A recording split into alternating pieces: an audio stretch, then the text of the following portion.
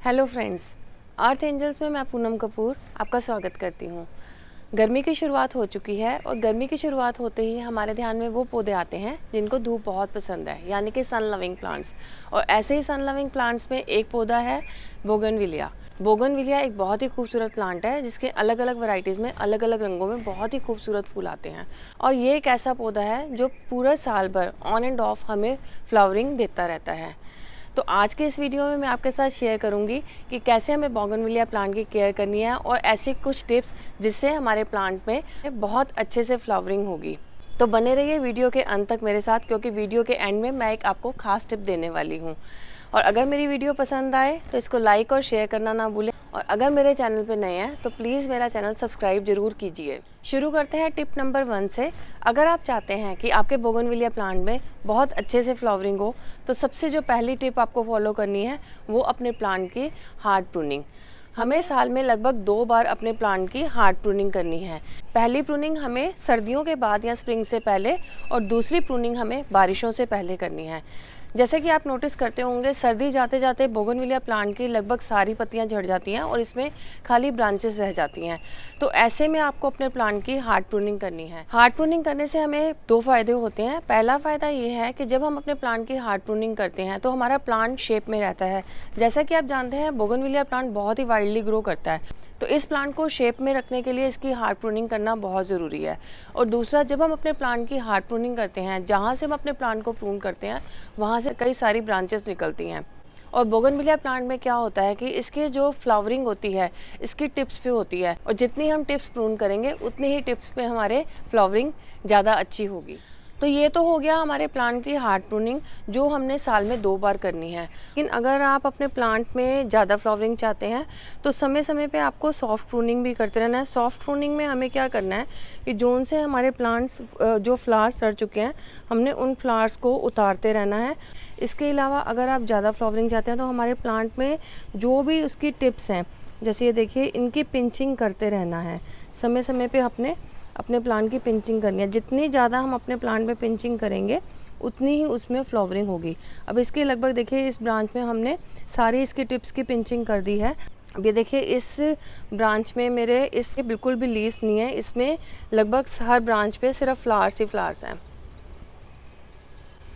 अब ये प्लांट है, इसमें भी अगर जैसे मैं इसकी टिप को पिंच कर दूंगी तो इसमें आने वाले समय में बहुत ज़्यादा फ्लावरिंग हो जाएगी। तो लगभग ये जितनी भी इसमें जो छोटी छोटी इसमें ब्रांचेस हैं, इनमें ये इस तरीके से पिंचिंग करके हमें इनको सॉफ्ट प्रून करना है। और अगले ही हफ्ते तक इन ब्रांचेस पे भी, इनकी टिप्स पे भी फ्लावरिंग होगी।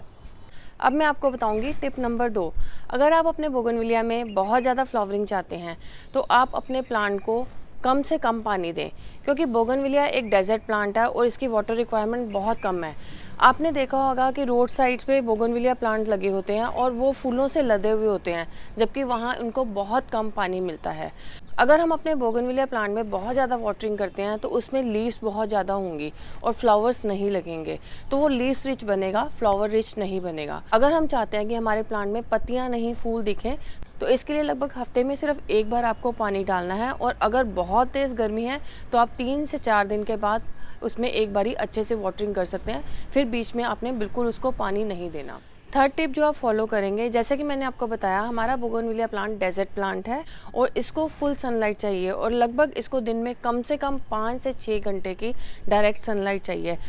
तो अगर आप चाहते हैं कि आपके प्लांट में हैवी फ्लावरिंग हो तो उसको डायरेक्ट सनलाइट में रखें, अपने अगर टेरेस में या घर के किसी ऐसे कोने में जहाँ ज़्यादा से ज़्यादा समय धूप रहती है, आप अपने प्लांट को उस जगह पे प्लेस करें। फोर्थ जो सबसे इम्पॉर्टेंट टिप है वो है फर्टिलाइजेशन। जब तक हम अपने बोगनविलिया प्लांट को बहुत अच्छे से फर्टिलाइज नहीं करते हैं उसमें अच्छी फ्लावरिंग नहीं होगी। तो फर्टिलाइज़र हम 2 तरीके से सोर्स कर सकते हैं, पहला मार्केट से और दूसरा अपने घर से।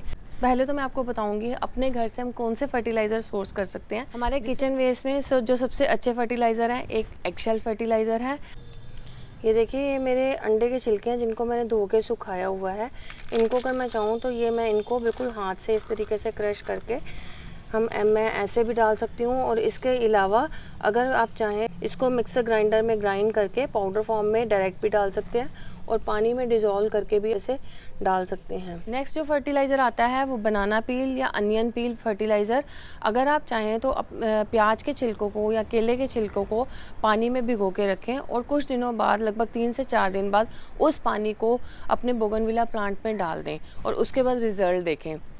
तो ये तो फर्टिलाइज़र हो गए जो हम अपने घर की किचन से सोर्स कर सकते हैं। नेक्स्ट जो है, मार्केट में बहुत से अच्छे फर्टिलाइज़र हैं जिनसे आप अपने बोगनविला में बहुत अच्छी फ्लावरिंग कर सकते हैं। अगर आप अपने बोगनविला में इंस्टेंट फ्लावरिंग चाहते हैं तो उसके लिए आप DAP या बोन मील मिलता है, DAP के कुछ दाने आप पानी में डिज़ोल्व करके उसको लिक्विड फॉर्म में आप अपने प्लांट में डाल सकते हैं।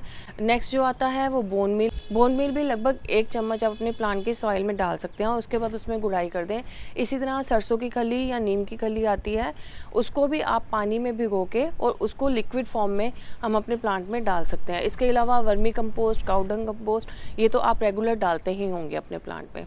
तो ये कुछ फर्टिलाइजर्स मैंने जो बताए हैं जो हमें अपने बोगनविला प्लांट में रेगुलर फ्लावरिंग करने में हेल्प कर सकते हैं। तो ये महीने से 15 दिन के गैप में आप इनमें से किसी भी अच्छे फर्टिलाइज़र का या ऑन एंड ऑफ आप चेंज कर करके ये फर्टिलाइज़र आप अपने प्लांट में डाल सकते हैं। तो आखिरी टिप जो इस वीडियो के लिए मैं आपको बताना चाहती थी वो ये है कि अगर आप चाहते हैं कि आपके बोगनविला प्लांट में पत्तियाँ नहीं दिखें, सिर्फ फूल ही फूल दिखें, तो उसके लिए आपको क्या करना है? उसके लिए आपको अपने प्लांट को कुछ दिन तक बिल्कुल पानी नहीं देना।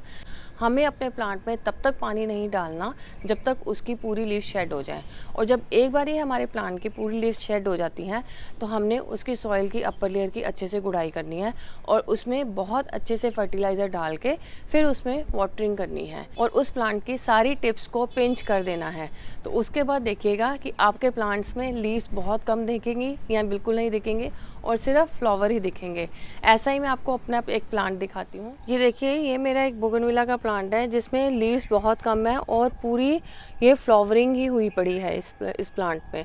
और ये वेरीगेटेड वैरायटी है, इसमें 2 कलर्स के फूल आते हैं, और कई बार इसमें 3 कलर्स भी, इसमें ऑरेंज कलर के भी फ्लावर्स आते हैं।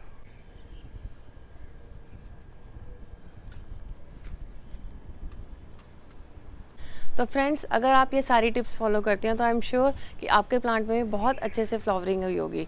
आशा करती हूँ आपको मेरी ये वीडियो पसंद आई होगी। Stay tuned for my next video and happy gardening, stay healthy.